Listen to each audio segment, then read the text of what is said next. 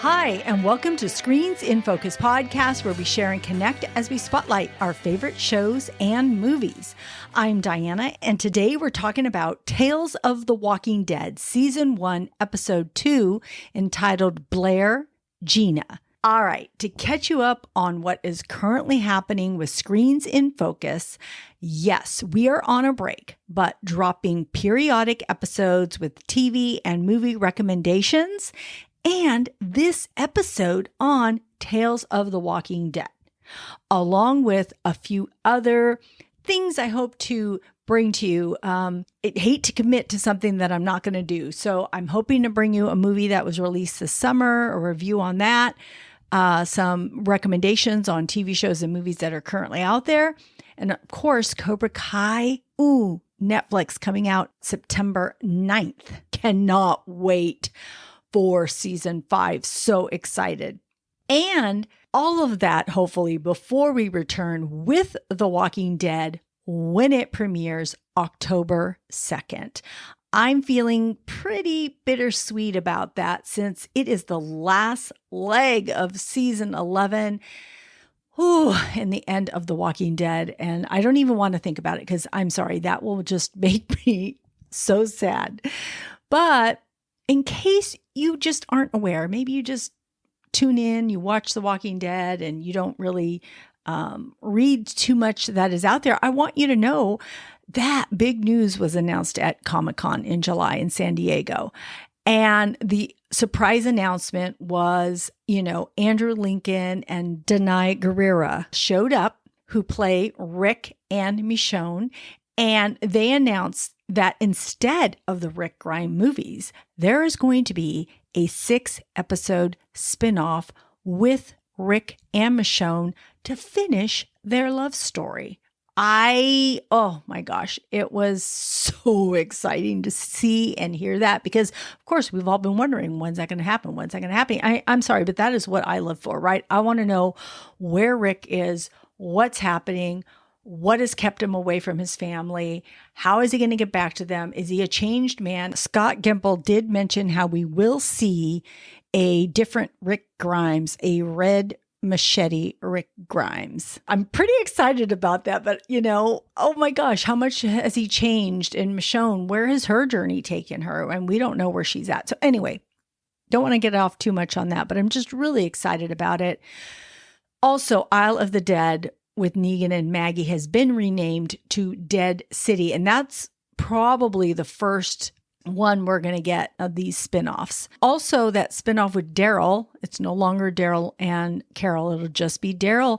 It's supposed to be set in France. That is where World Beyond, that coda that we saw with World Beyond at the very end, how we saw those fast zombies, fast walkers. So is that where Daryl will end up? I don't know. It's all very exciting. I'm very excited about all of that. And I'm also excited about today in this episode. I'm really excited because I was able to team up with another group of podcasters who love, watch, and break down episodes of the Walking Dead universe. And I'm really happy that we were able to get together, and I'm really thankful for them. They are just great people. So you'll need to check them out. I will put a link to their website. And so it was just great hanging out with them and listening to their insight. And so we cover, like I said, Tales of the Walking Dead, Season 1, Episode 2, Blair, Gina. But they've been such great supporters of Screens in Focus. So I feel like podcasting and the Walking Dead community, it's just been a great community to know and be a part of. So I'm really grateful to them that they included me in their recording. And it was just a lot of fun. I hope we get to do it again. I also want to thank all of you who take your time and tune in and listen to this podcast. I can't tell you how much it means. And I just really appreciate you. So thank you for tuning in and sticking with us. And as always, you can reach out through email, screensinfocus@gmail.com, and or on social media. You can get there through the website, We're on Twitter, Instagram, Facebook. So reach out through any of those avenues and say, hey, I got a recommendation for you. Have you watched this? Or if you like a particular podcast episode that we've covered, I would love to know that too. That is just so helpful. Any feedback is helpful. All right, let's get to the episode, Tales of the Walking Dead with Squawking Dead. We are Squawking Dead. I'm your host, David Cameo, and I'm joined by Diana from Hey! Screens in Focus. Woo-hoo! And Cosmom09, Rachel Burke. Shared Blazy Gardner. And Punky Brewster. Actually, no, it's Bridget. It's just Bridget. PONKYBRUISETER. That's Ko-fi.com/Punky Brewster. And Mitchell's in the audience. Hey, Mitchell. And we're here to talk about Tales of the Walking Dead, second episode titled Blair / Gina. Is that right? Yeah, that's right. Slash. Spoilers ahead. I've never said that in any show ever. This is episode 197. I've never said spoilers ahoy or spoilers ahead. Ahoy? Why did you say ahoy? Because it sounded better in my head. It wasn't. Spoilers ahoy! I promise it was not better. Yeah. You know, the Facebook disagrees with you. Anyway. Yeah. So, how's everybody doing? Yeah. So, Diana. Good. I'm doing really good. Thank you. How are you doing? I'm doing great. Let's talk about actually what you've thought so far of the first two episodes and the concept of Tales of the Walking Dead in general. Well, you know what? To be honest, I wasn't sure how I was going to feel about it. I knew that the first two episodes were going to be comedic. And as much as I love comedy, I thought The Walking Dead and comedic, I really wasn't sure how I was going to feel about it. So I tried to go in without, with just blank, like, okay, I'm not going to have too much of an opinion. I just want to go in and see what happens. And I think that was probably the best way to go into it, because I think you're always pleasantly surprised if you lower the bar some. And so I thought the first episode was, and I know you guys have covered it, but I thought it went pretty good. I mean, especially as it went on, as the episode went along. This episode, I found myself laughing out loud. So Wait, let me ask you. Okay. Did you laugh more the first time around or the second time around? Because it's very interesting thought process here. The second time around. Okay, see, that's why I asked the question, because I was like, now that we've kind of seen it, we kind of know what's coming, and it kind of, because at the first, you're kind of like not sure, if I'm not mistaken, I don't know if everybody agrees with me on this one, you're kind of not sure what the heck is going on. So you don't know what's going to happen next, and everything does kind of look morbid, as Blair says at some point, at the first point. And then when you watch it the second time around, it's like you're allowed to laugh. Yeah. At what happens. But wait, what did you guys think, though? Did you guys feel the same way about that? Bridget. About episode 2? Yeah, I loved it and was so like excited for other people to watch it so that I could talk about it, that I like bothered Charity and Rachel about it. Like, you should watch it. It's so good. I love it so much. I was so excited. And so then I even ended up like texting Tom like on Instagram being like, Tom, did you watch it yet? Tom, Rachel and Charity aren't watching it yet. What do you think? I need to talk to somebody about this. And he didn't love it as much as I did. So that was really disappointing. Yeah, of course he didn't. So, but I'm super thankful that he even responded and was like, yeah, I did see it. But I really enjoyed it and I thought it was very fun. And I think that's kind of the whole point of this, right? Like, they have the opportunity and independence now to really explore the genre and kind of do some different things. And I'm a really big dark comedy person. I'm a big fan. Like Idle Hands was like one of my favorite movies in high school. It's like so funny and dumb. And I really loved Heathers. Like early Jessica Alba. Yeah, like I really loved Heathers a lot because I just really love those like really weird, bad, dark comedies. So I like the vibe from this one for sure. Mm-hmm. Yeah. What about you, Rachel? The first time I watched it, I was just really like, huh? What? But then Sharon and I talked about it, and she shared a fantastic theory, and so now that's the only thing that I think. And And I'm convinced that this is the truth, because if it's not the truth, I won't like it. I don't like it unless this is the truth. Okay, wait. Ooh. Now, I don't want to know the theory, but drill down on why you might not have liked it. Or, I guess, theory outside the theory. What was it about it that just like, outside. I don't. Because we're watching people respawn, and that's not real life. People don't die and then come back to life and get to try again. That's Don't not they? real.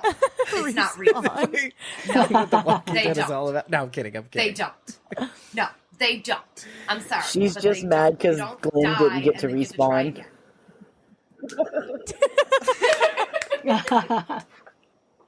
Exactly. Or- Exactly. Give me Or back my Nacho Glenn. from Better Or Call Saul. Nacho. Nacho. We established this last just the episode. Band-Aid. I like them dead. I like them dead ones. But only if they can And come actually, back. not No. just emotionally unavailable. Okay. Sorry. Spit take. Okay, so Two spit takes in a row. I just wanted to interject about people that have died and you want them to come back to life. And I just have to interject. And sorry, it is a spoiler if people have not watched Stranger Things, but it's Eddie, right? Need Eddie to come back. Eddie. Yes.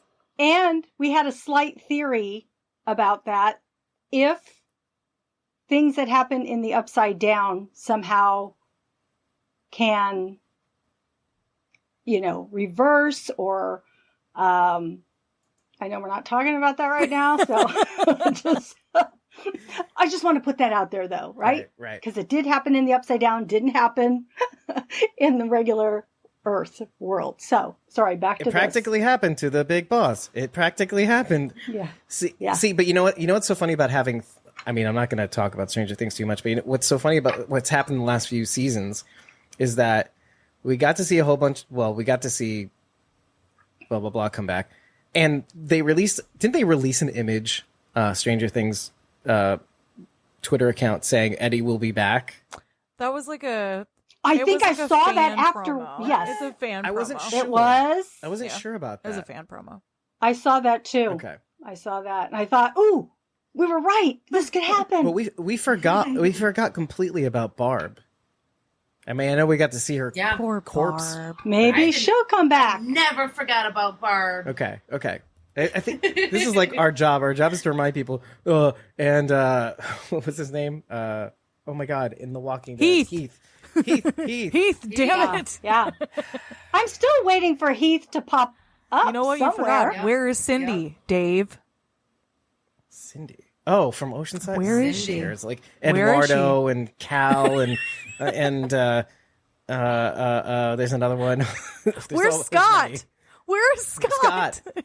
We saw him for a second Scott. and he went away again. Love that guy. Anyways, but yeah, if they all can come Barb back is on still Stranger holding it Things, down, though. Barb can, I guess, come back, even though we saw her again in the season 3, I think it was. It's a very, very dead corpse. Or I think it was like a hallucination, wasn't it? Yeah, one of the delusions of somebody. Anyway, Sharon D. Well, I'm always down for some Groundhog Day action. I mean, that's one of my favorite movies. So I was totally cool. I thought it was, and I thought it was okay. So the first time I watched it with Bridget and Rachel, and my picture was terrible. The screen was really choppy, so I was having a really hard time following visually what was going on. But just listening to it, I was like, "This is great. I love it." So when I went back and watched it again the second time with an actual picture, it was really good. And I love. Was the picture kind of like how it is now, by the way? No. So I mean, I loved that it was. I loved that it was funny and just something different. Like they were like, "Hey, we could try something different. Let's do it. Let's throw it out there and see what happens." Mhm. So I mean, I and everybody was like, "Oh, it's the worst episode ever I've ever seen. I hated it." And I was like, "No, this was great. It was great." That's what I think. One thing I'm going to love about this It seemed to be really. series is Sorry, go ahead. sorry. One thing I love about this series is that they can take chances and do different things, and it doesn't really matter because it's not like technically part of the main show. You know, people aren't going to be, "Oh, this is terrible," but you know, it's just a side show, so it's not really that important. So I feel like they have the freedom to try different things like this, which was fun. Right, and I think that's a lot of the reason why I was not mad at the beer bottle balloon in Fear the Walking Dead's 5th season. I was kind of like, let them do what they're going to do, even though it looks bananas. And I thought of the Rainbow Connection as they were doing it, and then I actually made the video of the Rainbow Connection music along with the scene. But I enjoyed it because it was like, let this show do what it's going to do. It doesn't have to be The Walking Dead. And I say this every season of Fear the Walking Dead, for 1 through 7. Let them be Fear the Walking Dead. It's not The Walking Dead. That's why we watch it. But Mitchell says, I really enjoyed the episode. When I watched it for a second time, I loved it even more. Yeah, there is a common refrain. Seems to be really polarizing. Like, either people are like, I really loved it, or people are like, this is the worst episode I've ever seen. So it's like, it's really opposite stuff that I'm seeing from people. I'll give Channing. I didn't hate it. Oh, go ahead. You didn't... Yeah, I did not hate it by any means. Even, this amazing theory aside, like, I didn't hate it. It just like broke my brain a little bit, and I'm like, what? What? I'll never forget. What? Sharon asked Rachel, what does it mean when Saul turns off the dough machine at the Cinnabon? She goes, well, I guess it means that the dough's stop spinning. I guess the dough's done. That's all I thought. I'm too literal. I'm too fucking literal. You have no idea. I don't know if I've ever laughed at a show that much as I did when I was editing that moment. Guess that means the dough's done. Guess the dough's done. Just to give you a full picture of what Rachel's trying to say right now. Guess the dough's done. So Rachel is very literal. That should be a shirt. The dough's done. I guess that means the dough's done. Yeah. And we're talking about Better Call Saul again. I'm sorry. We're going to weave in and out of everybody, not just Diana. Anyway, so for my part, it is exactly what you guys are saying. I love it when a show can take the opportunity to try something that we don't do in the main universe. So not the main universe, the main show. And like unapologetically. And this was very unapologetic. It was as unapologetic as Blair for most of this episode. That's how unapologetic it was, at least in this one. And I like that. I like when okay, do you really want to hear a band's sophomore album sound exactly like the first album? I know that most people say yes. No. I want the hits to sound Weezer's the same. Pinkerton was the best album they've ever put out. Screw anybody who says otherwise. But that's what I'm saying. Like you want something new. You want to hear something like a next level, like a progression, right?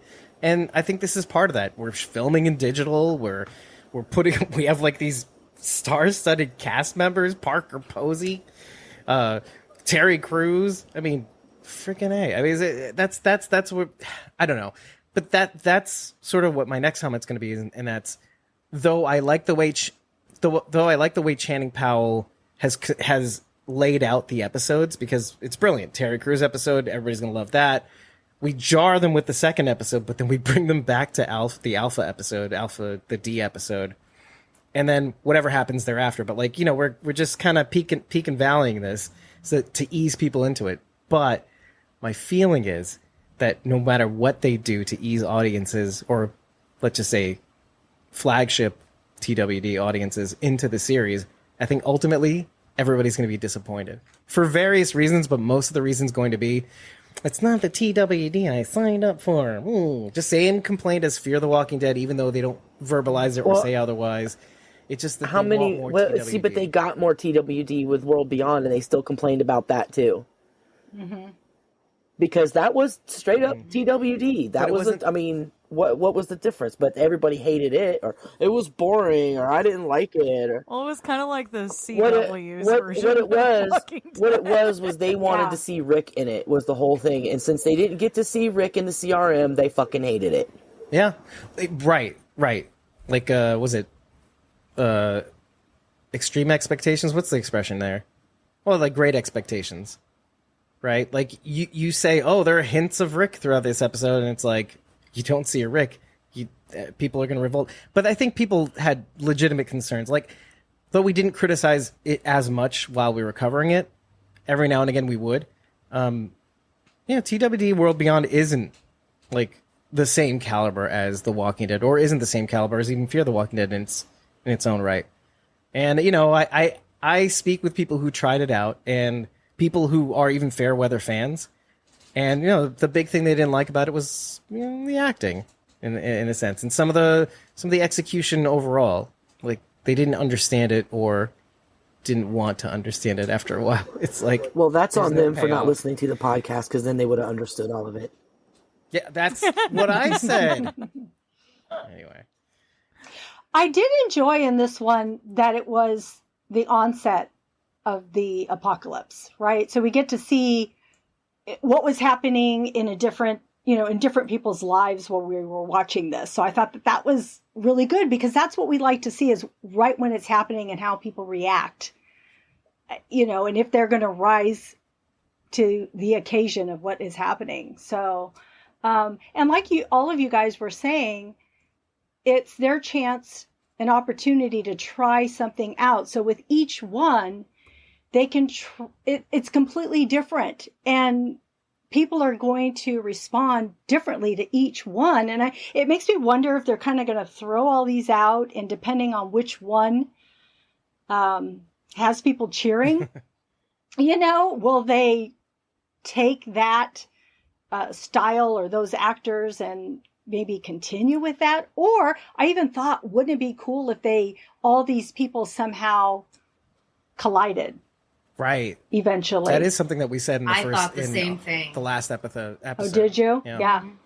Like, wouldn't it be great if there was, one of the things we said was, wouldn't it be great if there was a common thread? And so far, I think we are kind of seeing it. But we can retread that in a sec. The second thing was, wouldn't it be great if these crossed over somehow? These bled through, these stories bled through. One of the things that I had said in our Discord was, in the spoiler chat for the next episode, was that wouldn't it be great if we saw a continuation, like season 2 was just a continuation of this season's episodes. Like, okay, episode 1 is the continuation of the, the Joe Evie episode, and season 2 would be a continuation of the Blair Gina episode. And maybe there is a bleed over or something like that, or a thread throughout those stories somehow, and we have to keep on looking for it. But it would be just a continuation of that, because look, for the people who like these episodes, it seems as though they want to see how the story continues. And I think that's going to be the bigger complaint, I think. And to be perfectly frank, I'm not sure how to feel about that too, because as much as I do want to see a continuation, isn't the danger retreading the ground, right? Like, aren't these supposed to be one-offs? If we start acquiescing to fans, aren't we just doing the same thing as creating just a new series, like not an anthology series, period, but like a actual series with 6 separate stories moving forward? So I don't know. I don't know how I feel about that. But what do you guys think of that? I mean, is that something you would? I mean, it is something that I would want. But what do you guys think about that? I mean, I kind of agree with the last part of what you said. Wouldn't that kind of defeat the purpose of having an anthology show? But they could, instead of having it rigidly, season 2, episode 1, Joe and Evie, say season 3, episode 4, they throw in a Joe and Evie episode and kind of update us. It doesn't have to be, a rigid set episodes. They could sprinkle those in here and there to catch us up without having to make it rigid and set. Or even have them show up in someone else's new story or new anthology episode. I think, did we? Yeah, we did see that in the Twilight. See, I'm always going to be comparing this to the Twilight Zone. Just fair warning. Not in terms, last Evie and Joe, I got to compare it to The Shelter, which was dead on. But there are a few episodes in the Twilight Zone that do kind of have this reappearance. I think one of them is the Genie episode, and there's another one with the ventriloquist act. Yeah, if you guys remember, there are 2 episodes with the same dummy, and one is like kind of like a revenge episode of the first dummy. So very interesting. But anyway, I'd like to see that. And I feel like the showrunners know that we like that kind of stuff too. Like the fans love the little Easter egg connections and stuff. They're going to put that kind of stuff in there because that's what we, the deep fans, love to find. And they know that. Just like the Wendell, I was going to bring it up. Wendell, the fear shout out in this episode. It's not an absolute connection. He's obviously not Wendell, but it's got to be a fear shout out. Wendell in an oil tanker with a little toy truck. There's no other way. It has to be. So, Yeah. Did Mikey direct this episode? yes, Mikey Cedric. Yeah.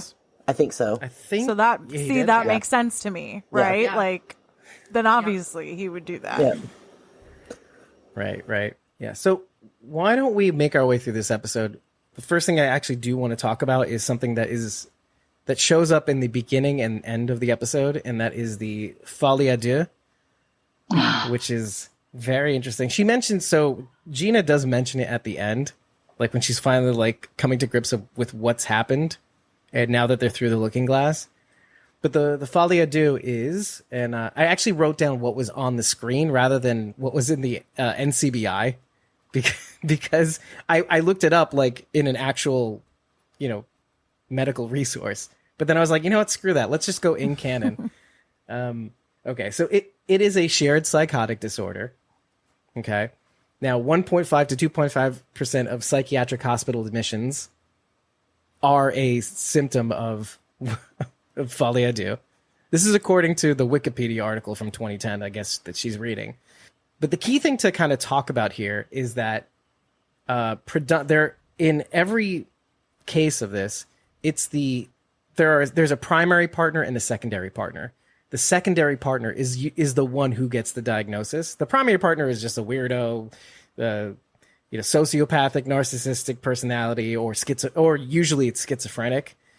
But it's the secondary partner that gets diagnosed with this diagnosis. So most primary partners are schizophrenic, and 90% of them are a family member. The secondary partner is the one diagnosed with shared psychotic disorder. The key is that though more than half suffer auditory hallucinations, 30% of the secondary partners suffer from them as well, though it's shorter in duration and frequency. But the theme is that the delusions are persecutory or mystical. So obviously they feel like they're being victims of circumstance. These are the delusions that they're coming under. Now, there are many types of Folie deux, but primarily this is the one that I think they're suffering from. I'll say the first one, but here's the second one. It is it's communicated psychosis, which means the secondary partner resists the delusions, and as we see in the episode, it's not even apparent that Gina actually went through the repeat at first. She kind of just keeps going. She completely just mind erases and doesn't even act like it actually happened. But with the introduction of the secondary partner's own delusions, the combined delusions align with the primary partner's initial delusion. So the secondary partner actually starts to see things, and then it conforms to the primary partner's initial delusions. So that's I think what we're dealing with here. The first one is the imposed psychosis. So it's imposed psychosis, which is delusions are accepted by the secondary. When the primary is gone, they cease. So, which did not happen here. But what's great about framing this episode in this way is how you get to see the events that transpire, essentially. Like, you don't see her accept the delusion at first. You don't see Gina accept the delusion at first. Even the second repeat, she kind of just goes, the vending machines it's out of order, and I need to go to the place to get more snacks. And she goes, fuck you, and then she leaves. But yeah. So, but what do you guys think of that? Like, first of all, did you know about the existence of this condition before this episode? They always pull this shit out of the ether and throw this at us, and like, I just learned something new today. It seems like a pretty deep cut in terms of like, you know, mental illness and disorders. Like, I never heard of it. It's interesting, and I joked last night on Twitter when I was live tweeting during the episode that I knew that Dave would screenshot the list that Gina had written up of all of the disorders, and immediately following my saying that, I saw it posted like a million other places. So why bother? Yeah, why bother? Don't need to do it. Don't need to I actually reinvent physically the wheel. wrote it down. But yeah, I saw that it was all 3 types of bipolar disorder, narcissistic personality disorder. Sociopathy. Yes. And I kind of read through because I was like, bipolar type 3. I like didn't know that one off the top of my head. So I like read through the explanation for that. And I just think it's interesting. I think it's cool that like after this, I was so interested that I wanted to look it up and see what that meant and cases of it. I read some case studies to see like, you know, in what case would this happen and how did that go about and what happened to end it. Wait, so before you continue, what for those of you who don't know what we're talking about, because it's possible, one of the windows on Gina's screen contains a list of Blair's personality disorders, which she cleverly hides in front of the Folie deux Wikipedia article, which of course Blair's not going to think is about her and them. But yeah, so it's narcissism, sociopathy, bipolar 1, bipolar 2, and bipolar 3, and schizophrenia is at the bottom of the list. But so yeah, continue. Sorry, had to clarify. So I think it's interesting that because the episode is so unusual and because we're so not used to seeing this kind of stuff, and it introduced new terminology to the majority of the viewers, it results in you wanting to learn more about it. And I just think that's really cool when a TV show can do that. So, I don't want to get too far ahead, but morphic resonance was something I also looked up, because of, same of Blair's mention of it. And that's also a really interesting concept. So it's a little, it's weird. It's a little hippy dippy, but it's a little woo. it's kind of cool. What does that mean? So what does that mean? I have the thing pulled up. Hold on one second. So morphic resonance was a concept created by Alfred Rupert Sheldrake, an English author. And he said that the idea of mysterious telepathy type interconnections between organisms and of collective memories within species. And he stated that it accounted for like phantom limbs, how like dogs know when their owners are coming home, which to me would be like they could hear it, but whatever. And then the other one that I thought was kind of cool is how you can feel someone staring at you, even if you're turned away from them, which is kind of interesting. And that's not really like an explainable phenomenon. So it was kind of cool. I mean, he's in parapsychology. It's fine. So like, you know, like kind of a pseudoscience type thing. Like Venkman was in Ghostbusters. Yeah. So not like something I'm like ready to like firmly believe in, but I thought it was a really cool concept. And I think it really speaks volumes that Blair is like, have you ever heard of morphic resonance? Whereas Gina is like looking up like legitimate, like, you know, a legitimate thing that has case studies and everything. So I just thought that was kind of speaks a lot to their personalities.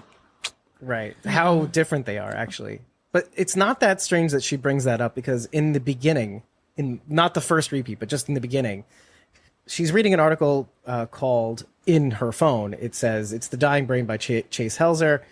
I don't know if that's for real or not, but the article that I pulled up with that quote is from a article titled Dying Brains Silence Themselves in a Dark Wave of Spreading Depression. Now, the quote is, at the edge of life and death is a spreading dark wave, is what she says in the car to her fiance, Brian, right? This is a passage. This is a quote from a Harvard biologist called Aristides Leao. I don't know if I'm saying this right. It sounds Brazilian or something. But he describes the sudden silencing of electrical activity in the exposed brains of his unconscious experimental animals after subjecting them to injuries. Applying electrical shocks, poking them with glass rods, or cutting the blood in the arteries. He calls it the spreading depression. Basically, watching all of the electrical activity in the brain cease, spreading out, and the neurons sputtering the last bit of their what he called something like electrical juice, because the chemical balance of the neurons in the brain is out of whack, so they just kind of like fire on all cylinders because they don't know what to do anymore. So they just kind of, yeah, it sounds as perverted as it. That's interesting, because isn't that also what Brian says to her? Continue. What does He's just say? like, when she's talking about deja vu, he's like, that's just your neurons firing with nowhere to go, or whatever he says. That's exactly it. I'm glad I wasn't going to include that last bit too, and I'm glad I actually read it out. But I didn't read it out; I just remembered it when I read it. So the article itself is interesting. These are experiments from the 1940s, so I'm sure it's been published elsewhere. So, but because that's when the experiments were happening, he conducted these experiments obviously at Harvard, but also in Europe as well. And the image in the article barbaric. reminded me of TS-19. Test subject 19 from World Beyond? No, test subject first season. 19 from the final episode of the first Yeah, season it did me too. of Walking Dead. And that was what I thought. I mean, that was exactly what I thought of. Jenner's wife. Yeah. Yep. Right. You mean Dr. Jenner? The other Dr. Jenner. The better Dr. Jenner. The other Dr. Jenner. The better From Dr. Jenner. France? Okay. That's cool. Cool pickup. And cool pickup, Bridget, for the, that's just neurons firing. Yeah, it's really cool. Okay, so I think it was at the end. I'm not sure exactly where this is mentioned now that I'm thinking about it. When one of them is saying to the other, and I think this is maybe even Gina, she says something to the effect of kind of going along the lines of morphic resonance, but also mentioning the Folie deux, like, this is our shared delusions. None of this was real. None of this is what we're doing right now. This whole tanker thing blowing up in our face, that's not real. Me eating you, that wasn't real. But part of what's interesting about the spreading of the Great Depression is what they would refer to it, the spreading of the dying light or something like that, the dark wave, is that what if it didn't? That's kind of what would happen here, is if that dark wave never happened, and you mix in the morphic resonance, you get what kind of happens here. So part of what makes morphic resonance is that the idea of the memories not existing entirely in the brain, and the brain being merely like radio or TV antennas. So your brain is picking up your memories from somewhere else, whether it be your body, whether it be somewhere else, because he talks about quantum physics and stuff like that, obviously, because it's very woo. Because, let's just blame it on quantum physics. Right. You'll get it from somewhere else, some quantum dot in another area. Right. So he's saying that may be attributed to systems picking up memories or habits from other systems or nature. So that's what he's saying. We're picking up, which is essentially saying this is dimensions. We're entering into different dimensions because that's where our brains are picking up these signals. All this to say, the big question: what do you think is happening here, really? I really want to hear Sharon D's theory, because I don't think I heard it, so I'm very curious. Credit to the author. Yeah. So, I think that they're in one of the Walking Dead video games. And that's why they keep respawning. The Telltale games? Sure. Or you mean? Or like the new ones? Or? And like, Sure, any of them. like when they're in, because when you're playing a video game, you have to do a certain combination of moves right to move on to the next level, to go past something. And all of the characters in the scene where they're at the gas station, aside from the marshal, all of the characters do the exact same thing every time. They're like the NPCs, and they're just reacting against those NPCs. That's exactly what I was going to say. Yeah, and they have pre-programmed really moves that they can't not do. Okay, that's an interesting theory. It is. Yeah, that is. That's a cool theory. I've never heard or thought of that theory. That's really good. My initial impression from when we finished watching was that they're already dead. Me too. I thought they died. That's the first That time. is such a lost. I reject that because it is so lost. I don't even want to hear it. I totally reject that theory. I don't even No. Be about a loon in the sky. Anyway. Well, what do you think, Diana? I'm actually kind of curious. Any wacky thoughts are welcome here, really. I love all these thoughts, and I never thought of that video game. I think that's genius theory, actually. But I kept wondering, though, why are they going through this? What is the purpose of, even like Groundhog Day? What are you doing? You're learning something, right? And then at the beginning of the episode, Crazy was playing. And so what is insanity, right? It's repetition. like, yes, and not, and doing the same thing over and over again. Accepting different results. Yep. Yeah. So until you do something different, will it change? So I didn't have any other theories other than, them changing within themselves, making a change within themselves, because Blair really does change the most in this to me. Yeah. Because she is very selfish. And I love that rant that Gina went through about all you do is talk, talk, talk, talk, talk. And, when you're done, you talk. Yes, exactly. I loved her delivery. I thought it was perfect. But I think because you see her change after each retake, I'm not sure how, for lack of a better word, retake. Respawn. Every time she, reacts a different way and becomes less and less selfish through each take. She tells the group, her employees, you can leave early now. She tells her fiance, we aren't good for each other. Thank you for being there when my father died. When she has that moment with Gina on the floor and really listens to her, she finally listens. Well, back to when Gina was having that rant, I love when she tells her, you being selfish was the first thing I said.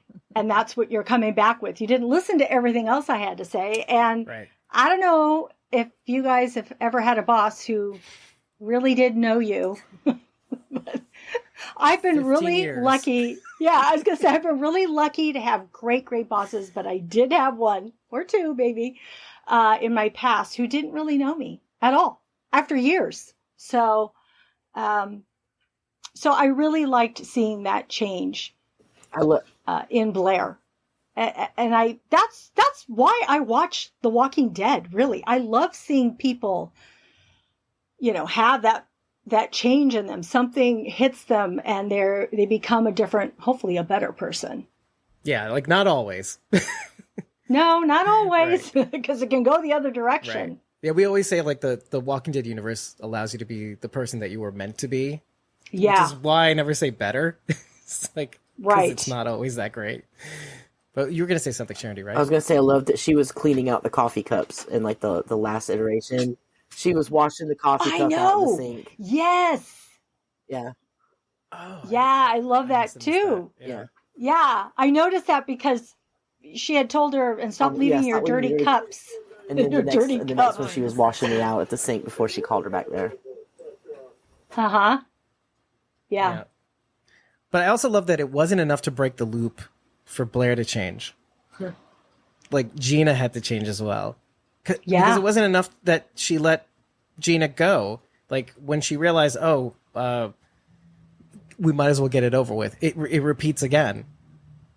So Gina was the one that needed to kind of own up to her own faults and her own issues, of which she has a lot. And that's the thing. I resonate with Gina a lot. There's a lot about me that does sound like Blair. I know you all think it. But there's a lot of me that resonates with Gina as well, like being complacent and settling on certain things. And I definitely know how that feels from my own job, which is to say, like, if I was not as much, as I'm like spilling the beans on myself, if I wasn't as much of a coward, I would probably have left a long time ago. I mean, the pay is really good and I get respect, but is that enough? When you have to suffer insults, a job, not a boss knowing you, but not really knowing you kind of sort of situation. But knowing you enough to be comfortable or a little too comfortable and disrespect you. So I know a lot about that. And so, I get that. I get, and that's your fault. Your fault because you have the control in the situation. You have the option of, even if it means taking a pay cut or not being exactly where you want to be. You do have the option. You do have free will to make that change. I know it sounds like you don't, but you do. And that's what Gina says at the end is like, you're right. I mean, I wish I had that boss bitch mentality so that I could leave this silly situation. But I just didn't. And I stopped and I learned to accept it. So I think all of us kind of, did any of that stuff like resonate with you? Like the shitty boss that doesn't listen to you, or, well, I mean, Rachel, you've always been the boss, right? Of your own business and stuff like that. Like, when was the last time you actually worked for somebody? Actually, right now I have 3 jobs. You have 3 jobs? How's that going? Yeah. But for the past 6 years before that, I didn't have a boss. No, because I owned a business for 5 years, so I was the boss. But right. Before that, Yeah. I worked at an animal hospital for 7 years. I'm just a big old mystery. Got layers. It doesn't have to just be a boss though. I mean, it could be a spouse or a parent or a friend or anyone to fill that spot where they just don't listen. In which case, everybody's had that experience. Kind of like a bigger commentary almost on like Gina's struggle of becoming complacent in her job and not really ever looking for more beyond that. Because I thought it was really interesting that they couldn't make it past 5 o'clock. Like 5 o'clock is traditionally like quitting time, right? That's like when you go home. Right. And they couldn't make it past that. They were stuck in this rut of like being, within the work hours, dealing with people from work, always ending up back at work.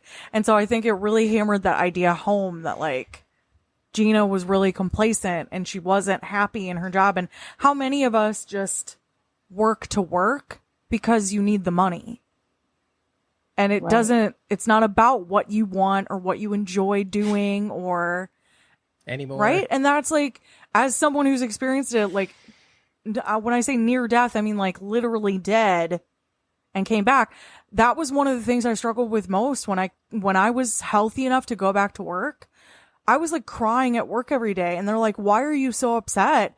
And I couldn't even put into words why. But I hated it. I hated like every minute of it.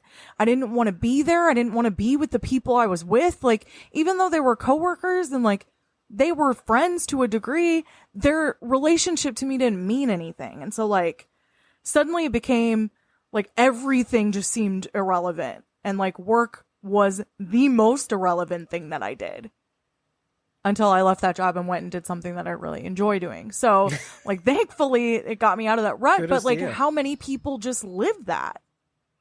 And I was one of them. Which is to say, like, why are you, and this is, oh man, I see this a lot not to like make a commentary on the greater TW family, TW universe fans, but I see this a lot. Like, how many of them, and maybe you guys, are like begging for the zombie apocalypse? Yes. I was like, please, anything to make this end. Like, so that I don't have to do this every day. This sucks. I'd rather be fighting zombies and maybe dead and a zombie than be here. Like how sad is that? So what this episode is a commentary on that. Like, you shouldn't wait for a zombie apocalypse to decide to do something just at least differently than the shit that you're doing now. Which is, I know it sounds callous too. It really feels callous coming out of my mouth. But, and of course, I'm not going to do what I say. Because I accept it. That's the difference is I accept it. The moment I don't accept it is the moment I have to do something about it. And then when I don't, that's when I'm a coward. But this is the delusion that I tell myself. But you shouldn't have to wait that long. I mean, if you are not comfortable or happy, especially if you're not happy, or if you're feeling miserable or hurt, and it doesn't have to be work. It could be anything, but it usually is work. You don't have to wish for a zombie apocalypse. You just have to just address the situation and at least accept where you are, or God, figure out a way out. I can't, like so many people I can't do. tell you how many times I prayed that a zombie would just eat the face off of my shitty ex-boyfriend. I just like hated that guy so much. Really digging in, aren't we? I really just, I wanted it to, so that was like, 2013, 2014, like watching The Walking Dead and just being like, 10 years please, God, something happen and kill this motherfucker. I just like couldn't take it. You were Gina. I was. you were- I definitely was. Gina. Right. Yeah. Because Gina enjoyed eating Blair that one time, she said. Doesn't matter. Didn't happen. Oh, I was so curious too. Like when she asked the question, what was it like to eat me? It's like, doesn't matter. Oh, come on. I want to know what it felt like. I want to get to that, like, what was it? Which movie was it that they actually went into being able to communicate with the, it was one of the zombie horror movies. I think it was a Romero movie. Oh, Day of the Dead? With Bubs? I'm not sure, but the zombie that was on the table that they could communicate with. Yeah, and he would it like said, pick "I'm up the always in phone. pain." He like had a phone that he had to pick up. It's more of a test subject, I think it was. That's Day of the Dead. It came out after Dawn of the Dead. It's a great It was movie. like I'm always in pain, etc.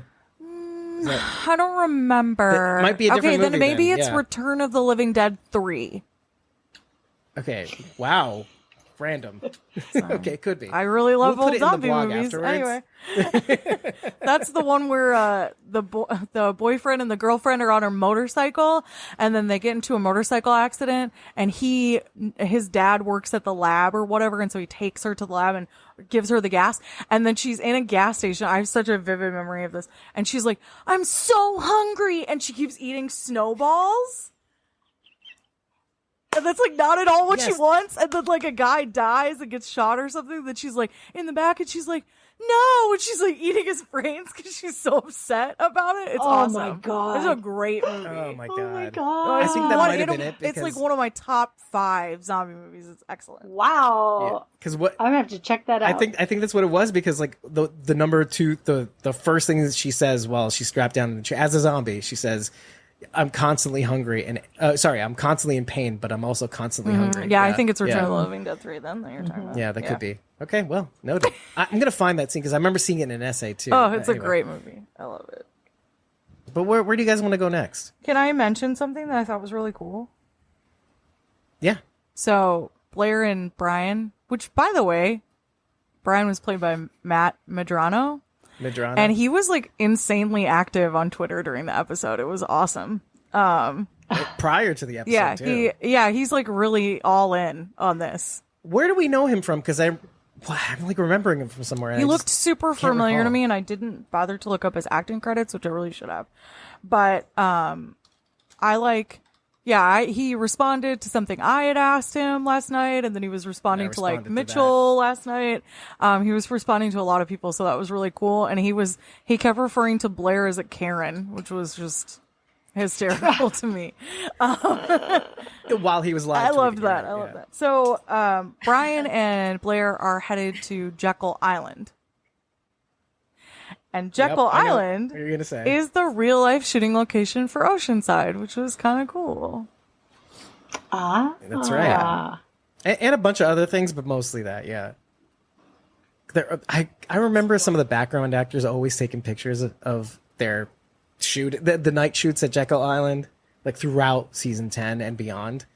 Or actually, the moment that episode 10-15 mostly was finished, like that holding period that we had for the longest time until we finally got 10-16 and beyond, and well, actually World Beyond. That period of time was filled with like photos of them at Jekyll Island throughout that duration, like throughout basically that whole season. It's actually, Okay, now that so- I looked more into it, it's like a place that I would love to take a trip to, like for fun, because it's not anywhere near like the rest of the filming locations. So now I'm like, maybe one of my trips down to Georgia needs to be to Jekyll Island, because that sounds really cool. Let me ask a question. Was Bloodsworth Island where Virgil was at? Is that where Jekyll Island was physically on the map? Or I think that might be an actual separate island, right? That I don't know. Okay. Well, anyways, I think the thing that made me laugh the most in this episode, undoubtedly, was the singed hair from the explosion. When that happened, that's like when you were allowed to laugh. You're like, okay, you don't really get to see that every day on the walk. And this is where like the funniest part of this episode is the most realistic one, because people on The Walking Dead and Fear the Walking Dead and beyond, they get in front of explosions all the time, and they walk out. They just go, they look dirty. Okay, credit. They walk, and then they smile, and then their teeth are actually bright white. And they might have like some KMB effects on their face. Oh, I have a little burn mark here. Yeah, but like you never see singed hair. And right, that's when I felt like I was allowed to laugh. I did like that. I also loved the fact that she threw down the cigarette and it didn't do anything. Oh, because science, baby. That was the first one for me too. And like they did the slow-mo and everything, and then it went. It was so good. It's like, yeah, you're right. It wouldn't work. You're right. That's awesome. Thank you for just science. Just science. But Bridget, why wouldn't it work? Because a cigarette does not ignite hot enough to ignite gasoline unless it is currently being smoked. So that's like the only time that it can get hot enough. Right. So like when you're currently puffing, etc. Right? Yeah. Good call. And even then, it's like, it's not very likely. It's like you trying to light your cigarette on a gas stove. Unless you're puffing, it's not gonna. Anyway, don't do it. And then you're maybe gonna singe your eyebrows. Get singed eyebrows, which I did one time because I was an idiot, teenager idiot. Yeah, stealing cigarettes from my parents. Let's keep going. What about Blair's outfit? Because her top look or her vest or whatever that was looked like a putting green or a Christmas tree. I couldn't decide which one it looked like. Like, yeah, AstroTurf circa the early 80s, late 70s. Like shag grass. Well, I mean, but look at Gina's outfit as well. Like, okay, there's like a turtleneck thing over was it a Def Leppard t-shirt? It was a Billabong t-shirt. Was it like to resemble? Oh my God! I looked and looked and looked and looked and looked and tried to figure out what her freaking shirt was. I looked at it and I was like, I think it says Billabong. And then I saw that it said 1973, and so I Googled it. And 1973 is the establishing year for Billabong. So that was what it was. Okay. Oh my God. Right. That makes sense. Yep. I'm so glad you looked, because I stared at that shirt through the entire episode trying to figure out what in the world it said. For some reason, I thought it was an Alabama t-shirt at first. I kept seeing Alabama too. And I'm like, no, this is the letters aren't right. I kind of wish it was, but it wasn't. It wasn't. She is so low rent. But like at the same time, it's like everything that's on her body makes me anxious. I'm looking at her turtleneck, and her small jacket makes me feel suffocated. The turtleneck looks like prison stripes. Like she's in a prison. Yeah. You know, she's in a prison of her own making, and that's what made me think of it. So maybe Blair's green vest is the grief that she's buried under. Oh, look at you, lady. I like that. I love it. Oh, and how many neck accessories to hang yourself with? Oh my God, it killed me. That killed me. I love how Blair like tucks it in. She's like, I don't look. I want people to like me. There's so many things in my notes where like, even when I was watching the episode, I was thinking, oh, they're going to do that. They're going to do this. And like, no, they didn't. It was exactly like Sharon said, like they were like NPCs. And I think that, I don't know why that bothered me a little at first, because I felt like you watch movies like, you've heard of the theory of like the butterfly effect. Like if you do one thing differently, things change dramatically, but they didn't. And I know that's like a narrative thing, like where, no, we have to adhere to the Groundhog Day, the narrative, right? But like I keep thinking to myself, oh, but like they changed certain things, so shouldn't other things have ripple affected? And some things did, like the PT Cruiser wasn't always blocking Gina's car. So there's things like that. Timing was everything, but I think what they were basically trying to say, though, I think part of it was kind of actually all mentioned in the bathroom scene where they're finally having the heart to heart, and And also in the truck later on, throughout everything that we do, we keep going for the tanker, and I'm still scared. And I think a lot of that has to do with what we do at work too. We always fall into these. It is kind of like the theory of time travel too. Like time does tend to follow its original tracks, and we as people tend to follow our habits too. Like when it comes to work, we go on vacation, but eventually we kind of just fall back into the same routine as well. And so like the reason why they keep going for the tanker and the reason why they keep doing what they need to do is like they still can't believe that they still need to kind of move past the situation in order to kind of break out of the pattern. So let me get to Mitchell's comment, actually. What about the CGI when Gina was hanging off the truck? And Diana, you'd said... Yeah, that's when I laughed. The first time around, I just thought, well, could you imagine Blair doing that? Running, booking after that truck, hopping on it, going over the top onto the hood. Hi. And and hanging on. And, with Gina saying, I'm going to open the door. Don't open the door. I'm going to open the door. And I thought to myself, okay, the guy was shot. He's going to reanimate. He's going to come back. And, he did. And he ate her. I love how with every new repeat, they're discovering new things, like the military is taking over. And like, even after that one scene, like, she's like, he was dead. He was alive. Yeah. He was dead. And he came back. But you know what's funnier more than that is us finally figuring out during was it season 1 of The Walking Dead? We're like, oh, we were like exactly like her. We're like, wait a minute. He was dead. He was alive. He was dead. And then Shane came back. Oh, yeah. Okay, that's enough. Well, yeah, because it was like, oh, do you have to be bit? Right. Or do you just die? Right, which is the assumption. Right. Right, exactly. That's what I love the most about it. Like, they don't take it for granted. Wait. Yeah. I do want to mention, too, the dad, how it was Blair running out. I can't remember if it was this exact one, but it was Blair running after the truck. I'm thinking, where's the dad? His kid is in where's the DHS agent in all this? Yeah, he's an agent, and it's his son, right? I mean, I just assumed it was his son. I think it's his son, isn't it? Yeah, Wendell is his son, right? From the back of the car. So but he's not chasing after his son. He's an NPC. That's right. That's right. Actually, Wendell is too. He's an NPC. He's not programmed to do that. That would make sense. What is Travis is playing The Witcher right now, and so one of the NPCs on The Witcher 3 says, "He'd always drifter." So like it says it like all the time. That's what that made me think of. It's the agent. I must arrest this guy. He just turned around and went, "He'd always drifter," like instead of chasing after his son. That's what he says to the ladies, and then just leave. Bye. Yeah. Well, and he got bit. Yeah. Oh, it's over for him. He was bit. Yeah.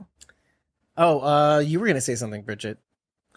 I was. So I forgot. glanced down at my notes, and it's just interesting because the photo that Blair's looking at from the article looks like TS-19, and they specifically mentioned the CDC at the beginning of the episode. Right. So I just thought that was really interesting that's like true. so clearly connected. It's morphic resonance, Sharon or Bridget. Brr. I'm sorry. My brain is having morphic dissonance. Morphic dissonance. And come on. Okay. Speaking of Dumber After Dark. Speaking of like confusion with names, I keep referring to one or the other as Gina or Blair. Like it just incorrectly in my brain. Like which one is which? All of us have been doing it all night. I've been catching you guys like almost Blair. I mean Gina.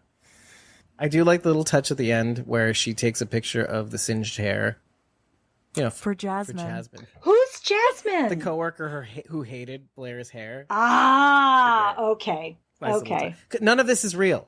but in case it is, when we come back, I'll show Jasmine the photo that never took place to her. But there's some like weird things that happen. Okay. Right. I think it was the first two repeats, maybe one of the 1 to 3. The first one obviously is her coughing up smoke, Blair. The one where Gina actually gets bit, probably by the truck driver, which we just mentioned. Her fingernails have like Blood. Like, it could be blood or bad fingernail. I thought it was old nail polish. I thought it was old nail polish. Right. But it does screw with your head because Blair was also smoking too. I don't know about when she was talking to her colleagues, but she could have been mid-smoke when she came back. So it's not 100% clear as to whether it was from the explosion or from getting bitten. It's just always these little tiny things that keep you guessing too, which I like. Well, I really liked the fact that she kept clicking her nails and she'd like hold her hand to stop it. Yeah. Because like can't bring myself to do it. She was overplaying it was like they were so cyclical that it was like they come in at a specific moment. I just thought that was really interesting. That theme that I had mentioned in the previous episode about how I felt like I had seen kind of like a thread connecting the episodes, even though it's not like a direct connection. Thank you for bringing that up. I was going to mention it, but I just was the mental illness concept, which yet again continues. And then also the unlikely duo idea is another thread that keeps continuing. Is also continued. And having seen episode 3, I'm going to kind of stick with it.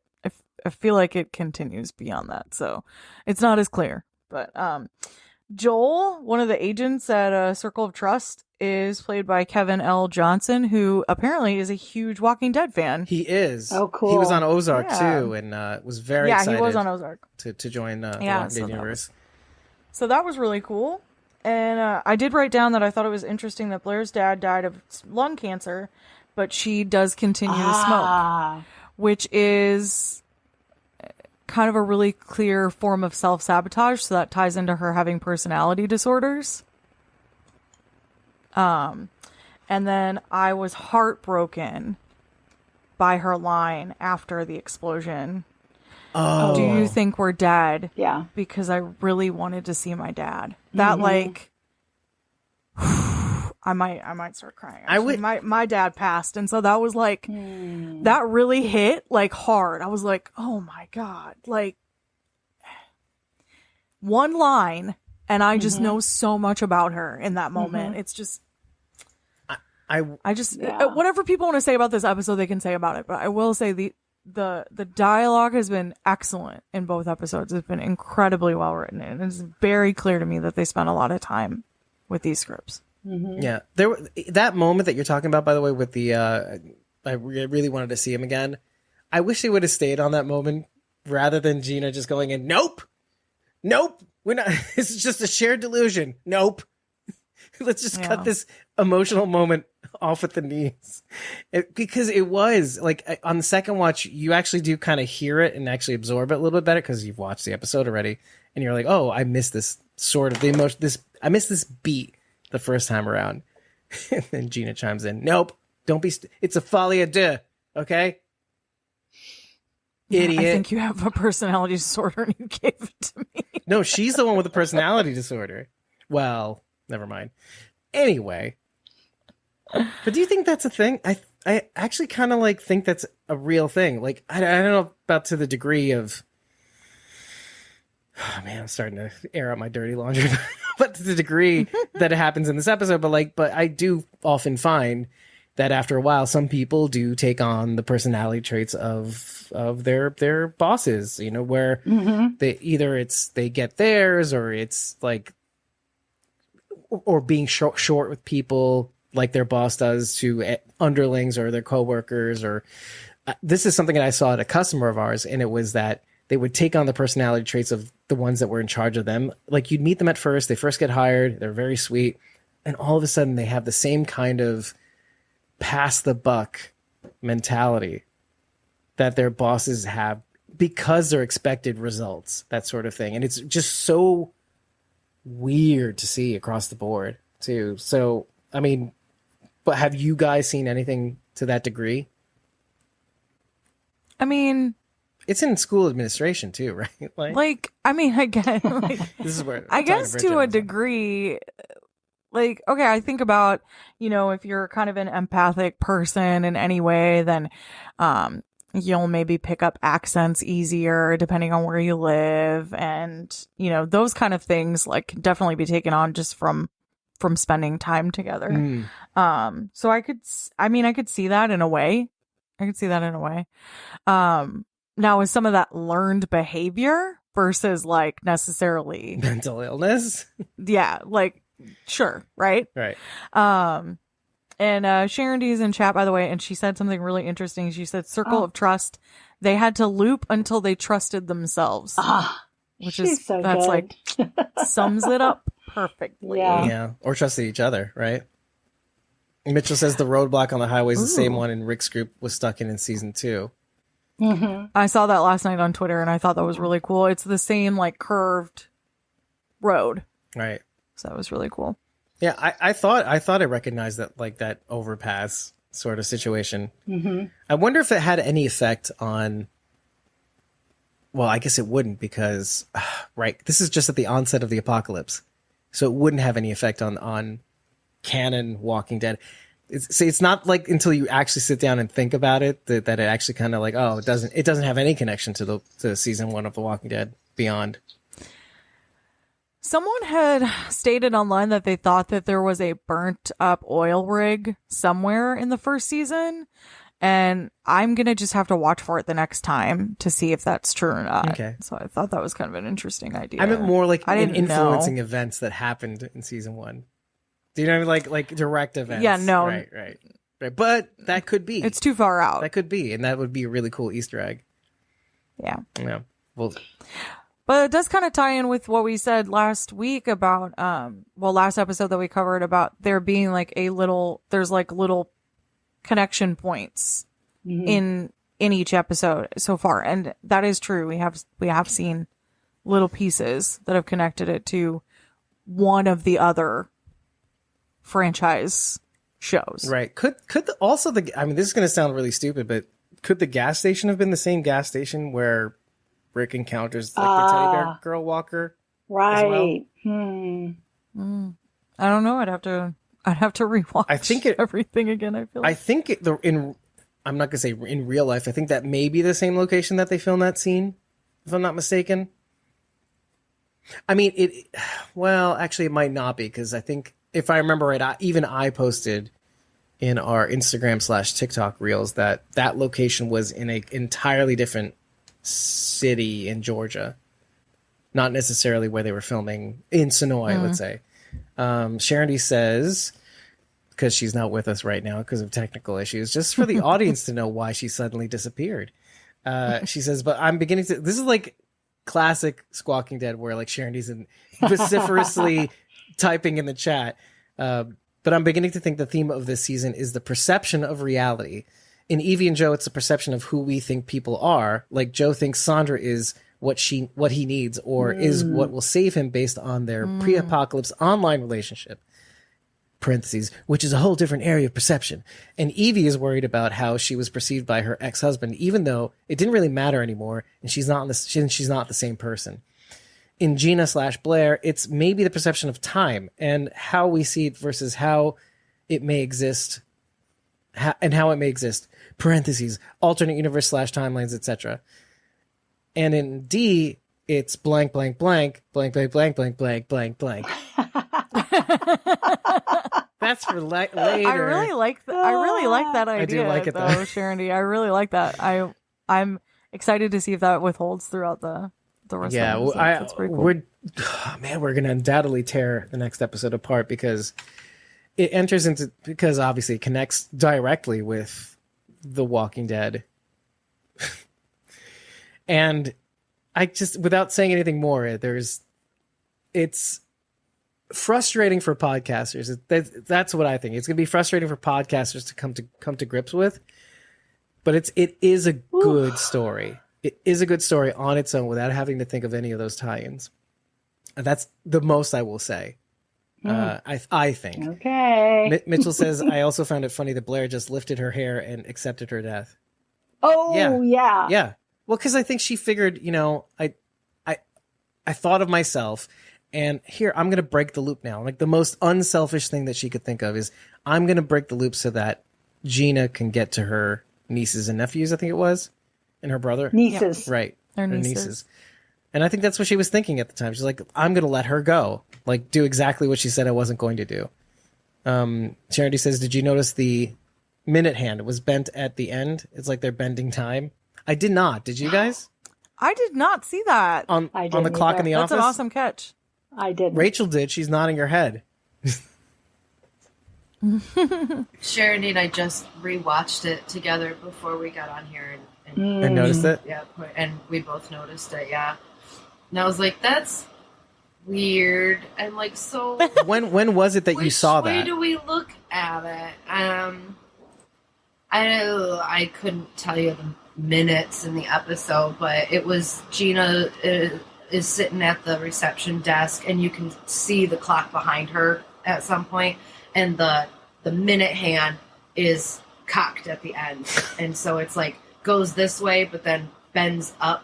It bends back towards before, indicating okay, we're going back in time. Well, it's like, so do you follow the minute hand, or do you look where it's bent at? Right. Which one is the right way? Sharon says right before Blair was eaten, I think. Right. Because at that point she was at Gina's desk and basically telling everybody to get the hell out of here. Then she cleans the mugs and stuff like that, and then decides, well, that's all done. Let's just get eaten. Right. So there you go. I do like the little nods about the DHS agent saying that the military has taken over the city. So that's a cool Walking Dead nod. It's not something that we end up talking a lot about, but in Fear the Walking Dead, it was Project Cobalt, etc. So it was nice to kind of bring that back as well. That there's some shit going on. The military, the National Guard, and in Fear the Walking Dead later on with Althea squaring off. Our stupid theory about the what was it called? The civil defense rising up, which probably turned out to be wrong, I think. Anyway, so I think without further ado, let's call this a day. I'll just say I've been your host, David Cameo, and I was joined by Diana from Screens in Focus. So glad to be here. Thank you. And Thanks, Diana. Cosmom09, Rachel Bird, and Sharon D in the chat. Classic Squawking Dead. Mitchell in the audience. And of course, Bridget, ko-fi.com/punkybrewster. That's PUNKYBRUISETER. It's easier to do it this way because then you can enter all our socials that way because they're two different names. So I might as well go with the Punky Brewster. Anyway, take care, everybody. We'll see you in the next one. Thank you, Squawking Dead. That was so much fun. Well, that's our show. Thanks for tuning in. We are grateful you tuned in, and we hope something we said today resonated with you, gave you a chuckle, some happiness, some positivity, or inspiration. Please go to screensinfocus.com. You can connect with me there and tell a friend. We would love more members of our TV club. Of course, we're on summer break with periodic releases, but we'll be back with The Walking Dead when it premieres on October 2nd. But check out Screens in Focus blog for more recommendations. We'll see you next time. Bye.